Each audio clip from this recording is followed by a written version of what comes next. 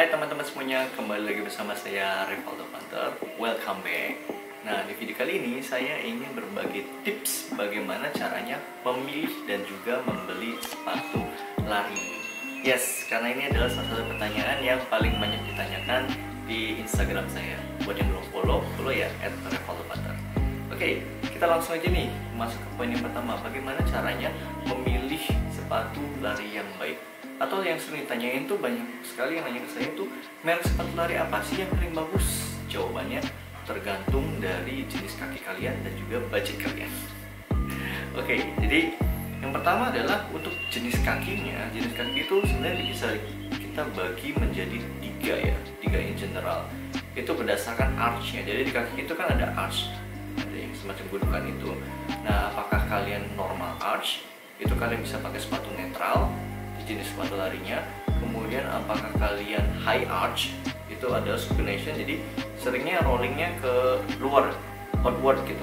Nah itu supination, itu kalian butuh sepatu yang cushion lebih. Kemudian kalau misalkan ada overpronation atau kakinya flat, itu seringnya rollingnya inward, ini kanan kiri seperti itu. Cara ngeceknya gimana? Gampang banget. Cara ngeceknya adalah kalian tinggal masukkan kaki kalian ke air, kemudian kan sediakan koran atau kertas, kemudian kalian tempel kaki kalian jenisnya seperti apa, nanti dicocokkan dengan gambar yang ada di sini. Gambar sini kalian masuknya ke jenis kaki mana. Oke. Nah, karena sepatu itu jenisnya, sepatu lari itu jenisnya beda-beda gitu ya. Ada yang netral, kemudian ada yang stability shoe, ada yang cushion shoe, ada yang trail shoe dan lain sebagainya. Jadi tergantung. Nah itu yang pertama adalah kalian harus tahu jenis kaki kalian itu jenis masuknya mana, ke jenis sepatu mana. Kemudian yang kedua adalah kalau udah tahu nih, kalau misalkan kalau saya kan itu agak normal arch tapi moderate overpronation, moderate ke pronationnya. Jadi sebenarnya saya bisa pakai sepatu netral. Pertama, kedua adalah saya bisa juga dibeli sepatu yang dalam tanda kutip stability shoe. Nah, jadi setiap merek lari, misalkan di New Balance, kemudian di Hoka, di Nike, di Adidas, segala macam itu ada yang namanya stability shoe. Nah, seperti itu contohnya saya punya ini adalah Gel Kayano dari Asics. Ini dia ada stability-nya. Jadi intinya ini menghalangi kita agar kaki kita lebih stabil gitu ya. Kalau overpronation kan ini inward gitu ya. Nah ini ditahan, biasanya di sini agak ada yang lebih kerasnya gitu. Nah ini jadinya sepatu kita atau lari kita lebih stabil. Nah itu stability shoe. Kemudian, nah ini juga normal shoe, biasanya ya ada di semua line merek, di merek apapun gitu ya. Itu yang kedua. Kemudian yang ketiga adalah kalian tipenya wide fit atau narrow fit gitu. Kalau misalkan kalian kakinya lebar seperti saya, itu adalah orang-orang yang kemungkinan tidak cocok dengan sepatu merek misalkan Nike gitu ya, karena Nike itu cenderung dia narrow gitu, jadi kakinya sempit. Jadi saya tuh sukanya yang memang agak lebar. Misalkan New Balance itu termasuk yang beberapa line up-nya seperti Beacon ini ya, New Balance Beacon ini agak lebar gitu ya, jadi lebih nyaman kayak gitu. Kemudian kalau misalkan kalian tipenya yang supination gitu ya, yang sukanya kaki ke onward, outward, yang rollingnya keluar gitu ya, nah itu biasanya kalian butuh sepatu namanya cushion atau max cushion shoe gitu. Contohnya banyak, ada dari misalkan dari Hoka gitu ya. Biasanya ini stacknya lebih tinggi gitu ya, bulky banget, tapi ini emang super empuk banget. Dan nih contohnya, ini biasanya kalian akan bagian luarnya dulu yang paling rusak duluan gitu. Kalau misalnya kalian punya sepatu lari, contohnya bisa dilihat dari situ. Atau misalkan dari merek-merek kayak semacam Skechers, ini adalah Go Run Ride 7 dan Go Run Ride 7. Ini juga max cushion, jadi tebal banget.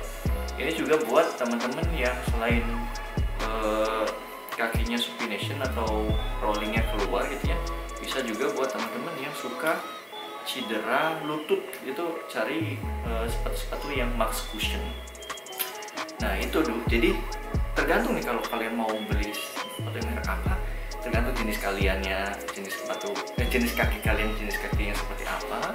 Kemudian juga sebenarnya sih cocok-cocokan ya. Sampai detik ini saya pengen banget beli sepatu Nike, tapi selama saya coba di kapanpun gitu ya, tetap tidak ada yang cocok kayak gitu.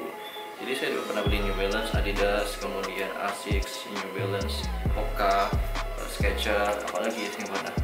Itu hampir pernah coba semua, tapi Nike belum pernah coba. Mungkin budgetnya juga kali ya gede banget. Nah, tips memilih sepatu selanjutnya adalah sebenarnya kalian harus try on ya, coba langsung, karena sepatu itu setiap merek itu ukurannya beda-beda. Artinya adalah misalkan saya di contoh di Adidas itu pakainya 43, terus kemudian di Skechers itu 43/3, kemudian di mana lagi ya, di New Balance juga 43/3. Jadi bisa panjangnya itu bisa beda-beda gitu. Jadi harus di try on. Kemudian kalau misalkan pas dicobain itu seenggaknya ada jarak satu ibu jari, jadi jangan sampai mepet banget, tapi jangan juga kejauhan, karena misalkan kaki kita ketika lari sebenarnya expand ya, tambah membesar gitu ya, sediakan kurang lebih satu ibu jari gitu. Nah itu juga tips ketika kalian mau pas membeli sepatunya. Jadi bagusnya sih pas malam hari, jadi ketika itu kaki kalian sudah melebar, jadi itu paling maksimum kalian nanti pas beli dicobain gak kekecilan kalau pas nanti kalian lari gitu ya. Jadi kalau bagusnya sih pas malam hari beli sepatu itu. Nah kalau itu sih sebenarnya semuanya hal tentang bagaimana cara memilih, kurang lebih in general ya, bagaimana cara memilihnya. Next, poin selanjutnya bagaimana cara membeli sepatunya. Jadi selain mungkin pertimbangan merek, kita juga harus mempertimbangkan harga ya. Jadi sebenarnya yang masuk di Indonesia itu kalau 5 tahun yang lalu itu sepatu di Indonesia di launchingnya itu kurang lebih terlambatnya 1 tahun. Kalau sekarang tahun-tahun sekarang nanti antara 3 sampai 6 bulan. Artinya adalah 3 bulan yang lalu itu sudah di launching di luar negeri, di Indonesia baru masuk gitu ya. Nah sepatu-sepatu yang itu pasti kan harganya tinggi banget tuh. Harganya misalkan ada yang 1,5, ada yang 2,5, ada yang mungkin 900.000 dan lain sebagainya, tinggi banget. Kalau pengalaman saya sih hampir 85% sepatu yang saya beli itu adalah sepatu yang dibeli tahun sebelumnya. Artinya adalah sepatu lari itu kalau udah 1 tahun itu biasanya diskonnya antara 40 sampai 60%, jadi bahkan bisa lebih dari setengahnya. Kalau misalnya yang sebelumnya misalkan nih Beacon yang 1 gitu ya, New Balance Beacon yang 1 tahun pasti launching itu harganya 1.100.000 gitu, bisa harganya jadi cuma 400-500.000 di tahun berikutnya, seperti itu. Nah kalau di beberapa sepatu memang ada yang saya pengen beli pada saat launching banget, karena itu memang saya pengen nyobain cepat-cepat gitu, itu nggak masalah gitu. Itu kalau dari segi masalah harga ya.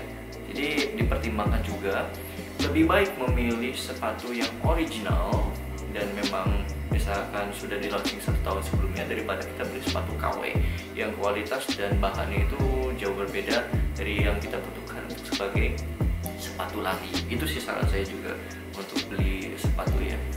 Mungkin saya bisa rekomendasikan kalian di salah satu Instagram itu namanya Barca Sport. Itu anak lari endurance itu pasti tahu lah tentang Barca Sport ini. Jadi dia sepatunya original dan juga bagus lah, pokoknya update juga kayak gitu. Nah ini nggak disponsori ya, ini cuma kasih informasi aja bagi kalian yang membutuhkan mau beli sepatu lari kayak gitu. Nah apalagi ya, banyak sih ya. Jadi kalau misalnya bisa dibilang sepatu lari harganya berapa sih? Ya tergantung, bisa dari 200.000 bisa sampai 5 juta, tergantung kalian mau merek apa gitu ya. Tergantung juga kapan di launchingnya, tergantung juga mereknya apa dan jenisnya apa. Misalkan sepatu yang stability shoe itu biasa lebih mahal gitu ya. Nah kalau misalkan kalian yang baru pertama kali mulai lari, itu saya sarankan belinya adalah jenisnya daily trainer. Daily trainer itu adalah sepatu yang bisa dipakai berharian gitu ya. Nah itu di semua merek itu ada. Misalnya di New Balance itu daily trainernya ada Zante dan juga Beacon gitu. Terus kemudian daily trainer di Hoka itu ada Clifton. Kemudian daily trainer di Nike itu ada Pegasus gitu. Kemudian daily trainer di Skechers itu ada Goran Ride. Kemudian daily trainer di apa lagi ya, di Saucony itu ada apa sih namanya, Kinvara dan lain sebagainya. Jadi itu buat kalian yang baru mulai lari gitu ya, soalnya sepatu lari juga kan banyak, mulai buat latihan tiap hari. Kemudian juga ada buat race day itu buat misalkan lomba-lomba lari itu biasanya lebih yang responsif, lebih ringan dan lain sebagainya gitu. Itu mungkin secara general terlebih dahulu ya, gimana cara memilih sepatu lari. Semoga bermanfaat. Kalau kalian misalkan suka dengan video ini, jangan lupa like, komen, dan juga subscribe, dan juga mungkin di share ke teman-teman kalian atau ke orang yang mau beli sepatu lari.